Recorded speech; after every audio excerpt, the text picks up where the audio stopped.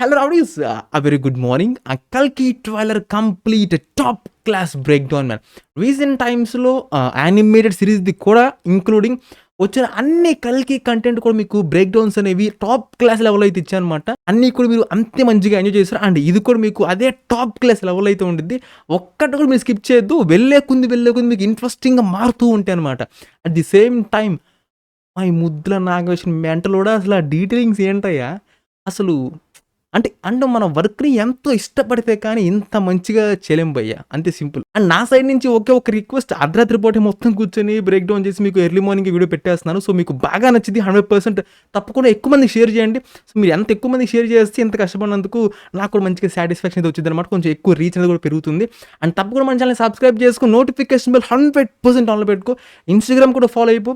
Stories కనుక follow అయిపోతే you will be up to date man. లేదంటే వాట్సాప్లో కూడా నువ్వు జాయిన్ అవ్వచ్చు. అండ్ ఇంకా డీటెయిలింగ్స్ విషయానికి వచ్చేస్తే మనకి 12 స్టార్టింగ్‌లో వరల్డ్‌లో మొదటి నగరం, అలాగే చివరి నగరం మనకి కాశీని అయితే మనకి మెన్షన్ చేస్తారనమాట. అంటే మనకి ఎర్త్ ఫామ్ అయినప్పుడు వచ్చిన మొదటి నగరం అనేది కాశీ. అలాగే మీరు ఆ బిల్డింగ్స్ అన్నీ కూడా మీరు అబ్జర్వ్ చేయొచ్చు. టెంపుల్ స్ట్రక్చర్స్‌లోనే ఉన్నాయన్నమాట. అలాగే మీరు రైట్ సైడ్ కనుక మీరు అబ్జర్వ్ చేస్తే కూడా మనకి మిర్రర్స్ అయితే కనిపిస్తున్నాయి. సో అది ఎందుకు పెట్టారో మనం అది ఇంకా థియేటర్‌లో తెలుసుకోవాలి.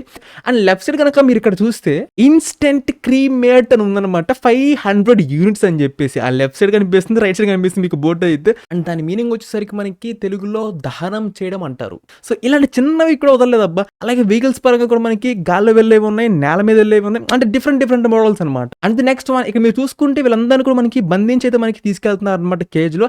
అట్ ది సేమ్ టైం ఈ పిల్లవాడు మాత్రం మనకి ఆ కేజ్ లో నుంచి అయితే మనకి తప్పించేసుకుని అశ్వత్థామ దగ్గరికి అయితే వెళ్తాడు అనమాట. అండ్ ఆల్సో ఆ పిల్లవాడు తప్పించుకుని వచ్చేటప్పుడు కనుక మీరు అబ్జర్వ్ చేస్తే రైట్ సైడ్ లో మనకి ఆ టెంపుల్స్ కూడా ఉన్నాయన్నమాట, మొత్తం కూలిపోయి. అండ్ ఎప్పుడైతే చిన్నపిల్లవాడు నీళ్లు పైనే ఉంటాయంట అని చెప్తే రాజేంద్ర ప్రసాద్ గారు కొంచెం బాధ కోపంతో భూమిని మొత్తం పీల్చేస్తే అన్నీ అక్కడే ఉంటాయని చెప్తారనమాట. సో ఇలా వీళ్ళు ప్రపంచాన్ని వాళ్ళ గుప్పెట్లు పెట్టుకున్నారనమాట. అట్ ది సేమ్ టైం ప్రపంచంలో ఇది ఒక్క కాంప్లెక్స్ మాత్రమే ఉంది అని మెన్షన్ చేస్తారు పర్టికులర్గా. అంటే దాని అర్థం ఏంటంటే ప్రపంచంలో వీళ్ళు కాకుండా ఇంకెవరన్నా కానీ ఇలాంటి ప్లేసులు కట్టుకొని వీళ్ళు జీవిద్దాం అనుకుంటే మాత్రం వాటిని కంప్లీట్గా ధ్వంసం చేసి పడేసేస్తారు. వాళ్ళందరూ కూడా వీళ్ళ కింద మాత్రమే బతకాలి అని చెప్పేసి కమాండ్ ఇస్తున్నట్టు మనకి చెప్తున్నారు అనమాట. అండ్ ఇక్కడ చూసుకుంటే మనకి ఆ హెడ్ వెనకాల అయితే మనకి ఒక యానిమల్ అయితే కనిపిస్తుంది అనమాట. బట్ అసలు మనకి ఆ యానిమల్ అక్కడ ఉంచడం అంత అవసరం అనిపించింది. అండ్ ట్రైలర్లో one of the biggest attraction ఈ ఒక్క స్కల్ప్చర్. ఈడెవడో కానీ ఈయనెవడు తయారు చేశాడు కానీ అమ్మో ఇంత ఎత్తున్నాడు. సో వాడి చేతుల్లో మనకి ముగ్గురే తీసుకెళ్తుంటాడు అనమాట. ఒకడేమో హెడ్, మనకి ప్రస్తుతానికి అయితే కనిపిస్తున్న హెడ్ అనుకుందాం కాసేపు. రెండోది సైంటిస్ట్ అనమాట. మనకి ఇదివరకు రిలీజ్ చేసిన వీడియో కంటెంట్లో ఆ ఒక బాక్స్లో ఎక్స్పెరిమెంట్లు చేస్తున్నాడు ఆ సైంటిస్టు. అండ్ మూడో వ్యక్తి హిస్టరీ గురించి బాగా తెలిసిన వ్యక్తి అనమాట. వీళ్ళిద్దరిని చేతిలో పట్టుకొని ఆ కాంప్లెక్స్ ఒక మెయిన్ ఏరియాకి అక్కడ మీరు చూసుకుంటే ఎదురు మనకి పిల్లలు అయితే ఉన్నారు. జనరల్గా ఏదో సరదాగా మీటింగ్ కోసం అంత పైకి వెళ్ళి తీసుకెళ్ళాడంటే పిచ్చ కామెడీ అని చెప్పుకోవచ్చు నిజంగా. బట్ నేనైతే వీళ్ళు ఈ ల్యాబ్స్లో టెస్ట్ చేసేది చిన్నపిల్లల మీద, పిల్లలందరి మీద అక్కడే జరిగిద్ది అనుకుంటున్నాను నేను. లేకపోతే ఉత్తి పుణ్యానికి అంత పైకి వాడే ఆ పెద్ద మనిషి తీసుకెళ్ళాలన్నమాట. లిఫ్ట్లు అట్లాంటివి కూడా ఏం లేవు. సో అది విషయం మీద అక్కడే అనుకుంటే జరిగేది ఈ సిస్టమ్ అంతా, ఎక్స్పెరిమెంట్లు, ల్యాబ్ టెస్ట్లు అన్నీ కూడా. అండ్ అక్కడ ఆ హెడ్ కూడా ఒక మాట చెప్తాడు అనమాట. ఈ కాంప్లెక్స్కి మొత్తం ప్రపంచానికి ఒకే ఒక దేవుడు ఉన్నాడు, అతనే సుప్రీం యాస్కిన్ అని చెప్పేసి.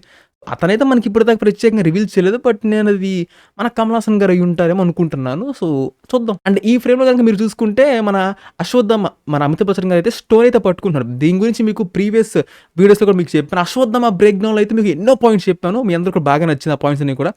ఈ స్టోన్ అయితే ఆయన దగ్గర ఉండకూడదు. ఎందుకంటే అప్పుడు జరిగిన యుద్ధంలో ఆయన ఒక ప్రెగ్నెంట్ ఉమెన్ని, అదే గర్భంలో ఉన్న పిల్లవాడిని చంపేస్తాడనమాట. తర్వాత మళ్ళీ బతికిస్తాడండి కృష్ణుడు.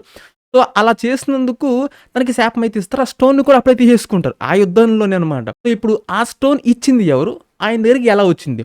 సో నేనైతే అది రాజేంద్ర ప్రసాద్ గారు ఇచ్చారనుకోవచ్చా, లేదంటే కనుక మీకు ఇదివరకు చెప్పినట్టుగానే ఆ బ్లాక్ బాక్స్లోనే ఉండొచ్చు అనుకుంటున్నాను. అండ్ ఇందాక మీకు చెప్పాను ఆ హిస్టరీ గురించి బాగా నాలెడ్జ్ ఉన్న వ్యక్తి ఈ ముగ్గురు ఇతను అనమాట.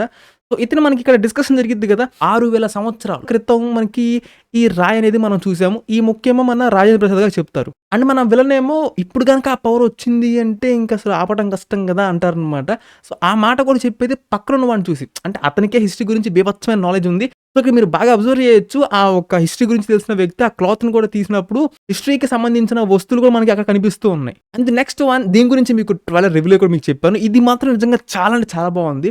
ఒక లీఫ్ అనేది వేరుతో ఆ ఆకు అప్పుడే పుట్టిందనమాట. అంటే మనకి చాలా స్పష్టంగా కనిపిస్తుంది. ఈ నెక్స్ట్ ఫ్రేమ్ మనకి అశ్వత్థామ చేయబెట్టినమ్మటనే దీపిక పడుకునే గారు 100% మ్యాక్స్ మనకి ఆమె అనమాట కాలైతే పెడుతుంది. అంటే తను ప్రెగ్నెంట్. మనకి ప్రెగ్నెంట్ అని చెప్పేసి మనకి ఇక్కడ ఫ్రేమ్‌లో కూడా చాలా క్లియర్‌గా కనిపిస్తుంది. సో, తను మనకి సూన్ ఒక పిల్లవాడికి జన్మనైతే ఇస్తుందనమాట. సో, ఈ ఫ్రేమింగ్ అనేది మాత్రం సీన్స్ అనేవి చాలా బాగున్నాయి. And also by the way మన బ్రహ్మానందం గారి మెడలో మీరు చూడొచ్చు మనకి ఆక్సిజన్ మాస్క్ అయితే మీకు కనిపిస్తుందనమాట. అది మీకు యానిమేటెడ్ సీరీస్‌ది బ్రేక్ డౌన్‌లో మీకు మెన్షన్ చేసినాయి. సో, లైవ్ యాక్షన్‌లో కూడా ఉంటాయని చెప్పి కదా! సో, యాజ్ ఇట్ ఈజ్ అయితే మనకి కనిపిస్తున్నాయి. అండ్ నాకు ఈ యొక్క డీటెయిలింగ్ కూడా నాకు చాలా బాగా నచ్చింది.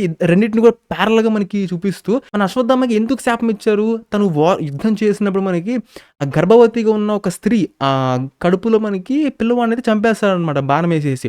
సో, అంటే మళ్ళీ బతికిస్తారులెండి మన కృష్ణుడు. కానీ అంత పెద్ద తప్పు చేసినందుకు తన స్టోన్ ఇక్కడున్న స్టోన్‌ని తీసేసి తనకొక రోగం అంటించేసి శాపం అయితే విధిస్తారనమాట. సో, మనకి పాస్ట్‌లోది, ప్రెజెంట్‌లోది రెండిటిని కూడా మోకాళ్ళ మీద పడుతూ విజువల్స్‌ని అలా చూపిస్తూ మనకి కళ్ళల్లో కూడా పశ్చాత్తాపం అయితే కనిపిస్తుందనమాట. తను చేసిన తప్పు గుర్తొచ్చి. సో, అందుకని చెప్పేసి ఈ ఒక ప్రెగ్నెంట్ వుమెన్‌ని కాపాడుతూ ఉండొచ్చనమాట. సో, అంటే కొంచెం సెల్ఫ్ సాటిస్ఫాక్షన్ మనశ్శాంతిగా ఉండిద్దని చెప్పేసి. లేదంటే గనక ఆ ప్రెగ్నెంట్ వుమెన్ కడుపులో పెరుగుతున్న బిడ్డ అనేది నిజంగానే తనకంటే ఏదైనా శక్తులు ఉండి ఉంటాయా? అంటే ఈ ప్రపంచానికి ఎంతో అవసరం, అమూల్యమైనది అన్నారు కదా! సో, అలా కూడా థింక్ చేయొచ్చు. బట్ ఈ రెండిటిని కూడా మనకి బ్యాలెన్సింగ్‌గా మనకి ప్రెజెంట్ చేసింది మాత్రం చాలా బావుంది. And next detail Ashwatthama powers. ఈ పోర్షన్ నాకు చాలా అంటే చాలా ఇష్టమైంది బాయ్. నంబర్ 1 తన హైట్‌ని మనకి చాలా స్పష్టంగా మనకి చూపిచ్చారు. ఇక్కడ మనకి దీపిక పడుకుని ఉన్నప్పుడు మనకి చాలా ఎంత హైటో మనకి చూపిచ్చారు. అట్ ది సేమ్ టైమ్ రైడర్స్‌తో ఫైట్ చేసేటప్పుడు కూడా మనకి వాళ్ళందరూ చిన్న పిల్లల్లా ఉన్నారనమాట. అండ్ ఆల్సో అశ్వత్థామ చాలా ఫాస్ట్‌గా మనకి పరిగెత్తగలడనమాట. సో, నేను మొదట్లో ఈ ఫ్రేమ్‌లో చూసినప్పుడు నాకే కొంచెం డౌట్ వేసింది. అంటే నాకు నేను క్వెషన్ చేసుకున్నాను. నేను చెప్పేది కరెక్టా కదా అని. కానీ ఎప్పుడైతే భైరవాన్ని పట్టుకొని ఫాస్ట్‌గా వెళ్తున్నాడో నేను 0.25 స్పీడ్‌లో వాచ్ చేస్తున్నా కూడా నాకు ఆ స్పీడ్ మూవ్‌మెంట్ కనిపిస్తుంది. అప్పుడు ఫిక్స్ అయ్యాను. ఓకే. మన అశ్వత్థామ ఫాస్ట్‌గా వెళ్ళగలని చెప్పేసి. అట్ ది సేమ్ టైమ్ ఈ ట్రక్కుని చూసారా? ఈ ఒక వెహికల్ ట్రక్ అనేది మనకి అప్రాక్సిమేట్‌లీ ఒక 10-15 అడుగుల దాకా ఉండిద్దనుకోవచ్చు. ఆయన అసలు దానికంటే పైకి ఇంకా ఎక్కువగా జంప్ చేశాడనమాట. ఒక 20-25 అడుగులు ఇంకా ఉండిద్ది ఈజీగా ఉండిద్ది కదా! అంత హైట్ కూడా ఆయన జంప్ చేయగలడు. అట్లాగే తను ఎంతో బలమైన వ్యక్తి. అంతమందిని ఊరికనే పట్టుకొని పైకి లేపి ఇసిరేస్తున్నాడు. అది మాత్రమే కాదు. భైరవ ముందున్నప్పుడు కాలుతో మనకి ఒక్కసారిగా ఇక్కడ కిందకి భూమి మీదకి తొక్కినప్పుడు మొత్తం పగిలిపోయి దుమ్ములు వచ్చేస్తున్నాయి అనమాట. అండ్ భైరవను పట్టుకొని కొడుతూనే ఎళ్ళిపోతున్నాడు వస్తబెట్టి అసలు. కానీ ఇక్కడ మనకి ఇంకా ఇంట్రెస్టింగ్‌గా ఏముండబోతుందంటే ఒకళ్ళేమో దేవుడు. అదే కదా అశ్వత్థామ. అంటే ఓకే. గాడ్ లాగనమాట. ఇంకోటేమో human body with technology. That's a deadly combination అని చెప్పొచ్చు. ఎందుకంటే అశ్వత్థామకి ఏం అక్కర్లా. ఎట్ట గుద్దితే ఎళ్ళిపోవటమే. So, it will be an interesting fight sequence. And coming to the Bhairava. భైరవకైతే మనకి యానిమేటెడ్ వర్షన్‌లో మీకు ఎన్నో సార్లు చెప్పాను. యానిమేటెడ్ వర్షన్‌లో మనకి 100% లైవ్ యాక్షన్‌లో ఉంటాయని చెప్పేసి. సో, యానిమేటెడ్ దాంట్లో మీకు ఎన్నో పాయింట్స్ చెప్పా. ఇప్పుడు దానికి మనకి కొంచెం ఇంటర్లింక్ అవుతాయనమాట ఇక్కడ. సో, భైరవ అనే వ్యక్తి ఒక బౌంటీ హంటర్. ఇది మనకి యానిమేటెడ్ సిరీస్‌లో మనకి ఎస్టాబ్లిష్ చేశారు. తనకి యూనిట్స్ అయితే కావాలి. యూనిట్స్ అంటే ఏందంటే వాళ్ళు అక్కడ మనకి ఆ కాశీ అనే నగరంలో వాళ్ళు డబ్బుల్ని యూనిట్స్ కింద అయితే వాళ్ళు చూస్తారనమాట. ఇక్కడ మనం అందరం కూడా 500, 1000 రూపాయలు కదా! సో, అక్కడ వాళ్ళు కూడా 500 యూనిట్స్ అట్లాగా 10,000, 20, 50,000 అట్లా 1,000,000. 1,000,000 యూనిట్స్ వస్తే ఏదైతే మనకి మొదట్లో కాంప్లెక్స్ హైలైట్ చేశారు కదా! దాంట్లో మొత్తం మనకి ఫ్రెష్ ఎయిర్, ఫుడ్ నివసించడానికి మొత్తం చాలా క్వాలిటీగా చాలా బాగుంటుందని చెప్పేసి ఆ ప్రపంచం అనేది. సో, అలాగే మనకి 1,000,000 యూనిట్స్ వస్తే భైరవకైతే కాంప్లెక్స్‌కి వెళ్ళిపోవాలని చెప్పేసి లైఫ్ టైమ్ గోల్ అదే అనమాట. సో, మనకి ఇప్పుడు అదే టైంలో దీపికని పట్టుకుంటే మనకి 1,000,000 యూనిట్స్ అని చెప్పేసి ఎమ్మటనే బుజ్జి చెప్తుంది. మనకి ఈ హోలోగ్రామ్‌లో ఎన్ని డీటెయిల్స్ ఉన్నాయంటే లిటరల్లీ నాగశ్విన్ డీటెయిలింగ్‌కి హ్యాట్స్ ఆఫ్ అని చెప్పొచ్చు. దీపికని ఏమైతే సమ్ 80 అని ఉంది. At the same time status, lab subject, bounty 5 stars అని చెప్పేసి రెసిడెంట్ కాంప్లెక్స్ అంటే కాంప్లెక్స్ తాలూకా అమ్మాయి కదా!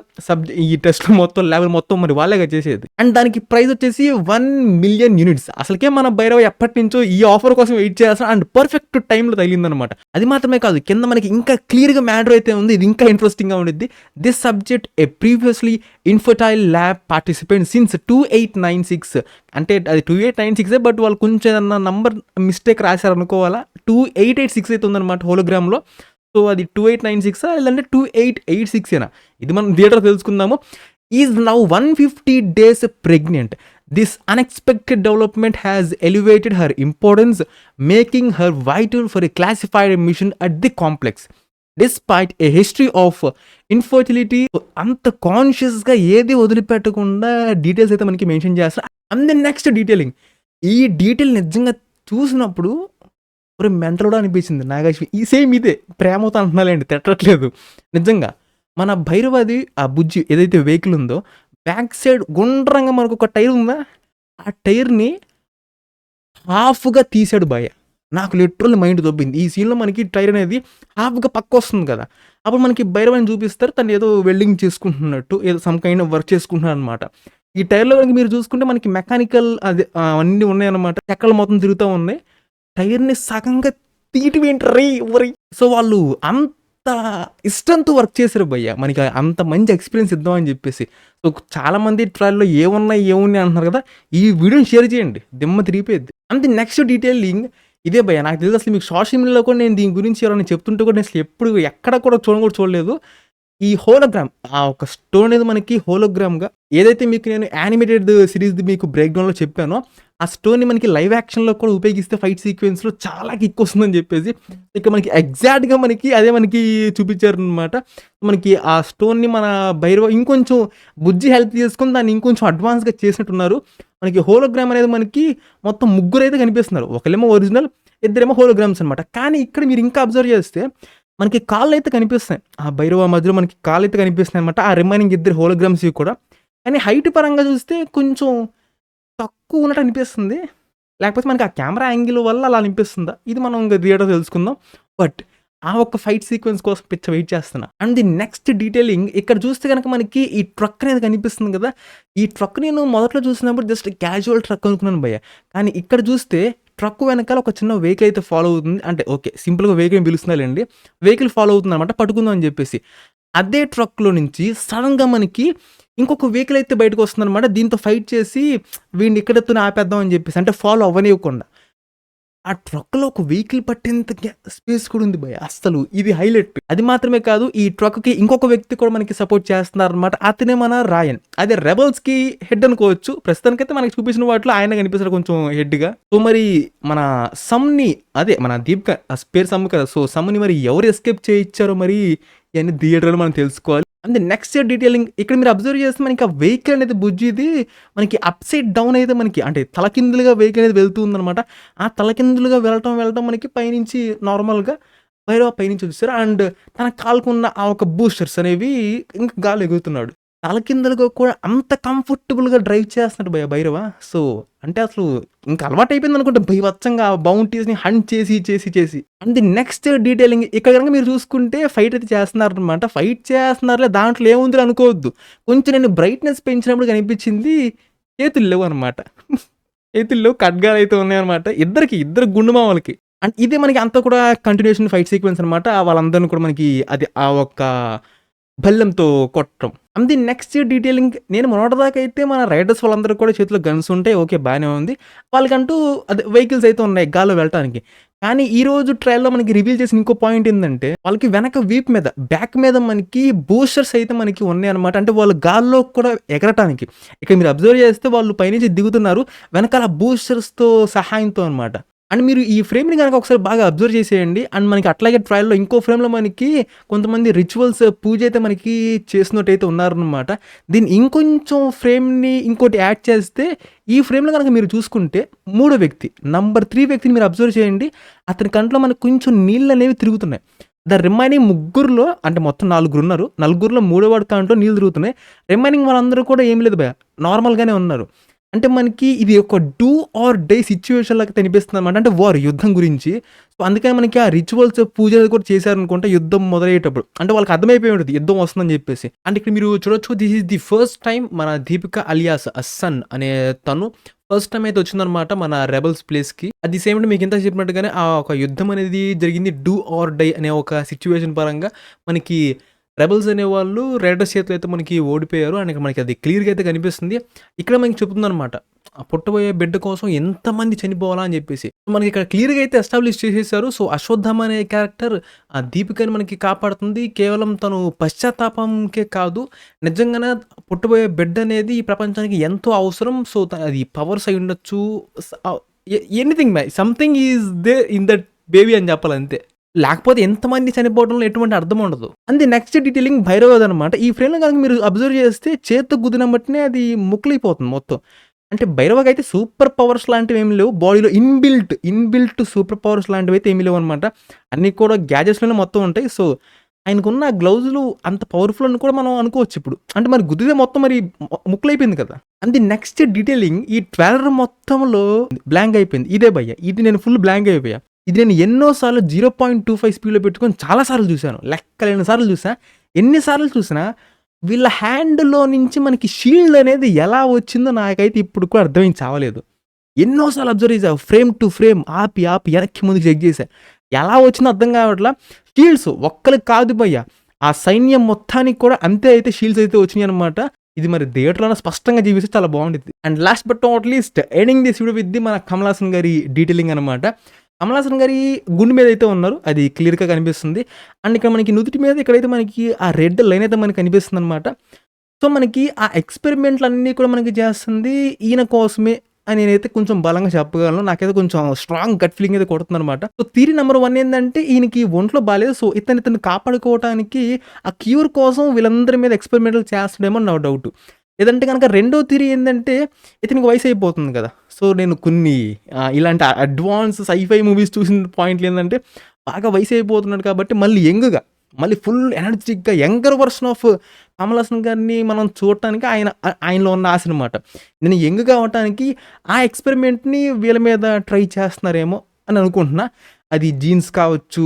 అందుకని మనకి మోస్ట్ ఆఫ్ ది హ్యూమన్స్ అందరూ కూడా మనకి చిన్న పిల్లవాళ్ళు కొంచెం ఎక్కువైతే ఉన్నారు. సో, ఆ జెనెటిక్స్ అనేవి కూడా వాళ్ళ దగ్గర నుంచి బోన్ మ్యారో ఎక్సెట్రా ఇవన్నీ వాళ్ళ దగ్గర నుంచి అయితే తీసుకుంటున్నా అందుకోసమే అనుకుంటా.